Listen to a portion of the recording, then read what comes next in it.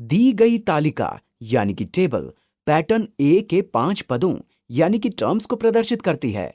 दिए गए नियम के अनुसार पैटर्न बी बनाएं और नियम है कि पैटर्न ए की प्रत्येक संख्या को 3 से गुणा करें और उसमें 1 जोड़कर पैटर्न बी का संगत पद यानी कि कॉरेस्पॉन्डिंग टर्म प्राप्त करें।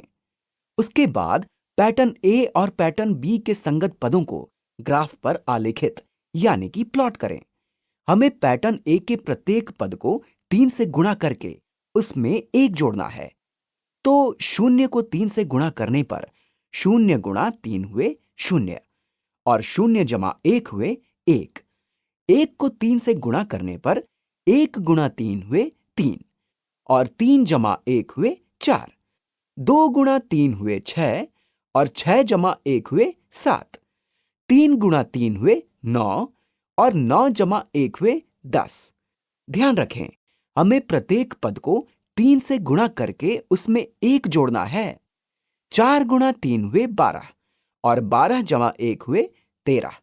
तो ये पैटर्न बी के संगत पद यानी कि कॉरेस्पॉन्डिंग टर्म्स हैं।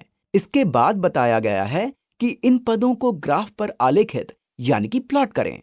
इसलिए अब हम इन पदों को ग्राफ पर आलेखित कर लेते हैं। पैटर्न ए का मान 0 होने पर पैटर्न बी का मान 1 है। तो ग्राफ में यह क्षैतिज अक्ष यानी कि हॉरिजॉन्टल एक्सिस पैटर्न ए के मानों को प्रदर्शित करता है और पैटर्न ए का मान 0 यहां पर है। यह ऊर्ध्वाधर अक्ष यानी कि वर्टिकल एक्सिस पैटर्न बी के मानों को प्रदर्शित करता है और पैटर्न बी का मान 1 यहां पर है। पैटर्न ए का मान 1 होने पर पैटर्न बी का मान 4 है। इसलिए हम 1 और 4 को आलेखित कर लेते हैं। तो पैटर्न ए का मान 1 यहां पर है और ऊर्ध्वाधर अक्ष पर पैटर्न बी का मान 4 यहां पर है। पैटर्न ए का मान 2 यहां पर है और पैटर्न बी का मान 7 यहां पर है। हमने 2 और 7 को आलेखित कर लिया है। पैटर्न ए का मान 3 होने पर पैटर्न बी का मान 10 है। इसलिए हम 3 और 10 को आलेखित कर लेते हैं। तो 3 क्षैतिज दिशा में यहां पर है। ये पैटर्न ए का मान है और पैटर्न बी का मान 10 यहां पर है।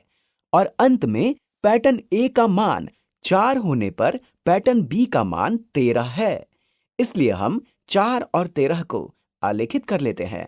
दोनों पैटर्न पर नजर डालने पर हम देख सकते हैं कि पैटर्न ए 0 से शुरू हो रहा है और इसके मान में हर बार 1 जुड़ रहा है, जबकि पैटर्न बी 1 से शुरू हो रहा है और इसके मान में हर बार 3 जुड़ रहा है।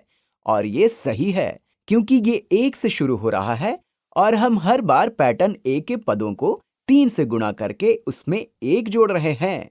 इसलिए इस ग्राफ पर पैटर्न बी के बिंदुओं के बीच की दूरी 3 है। अपने उत्तर की जांच कर लेते हैं और ये सही है।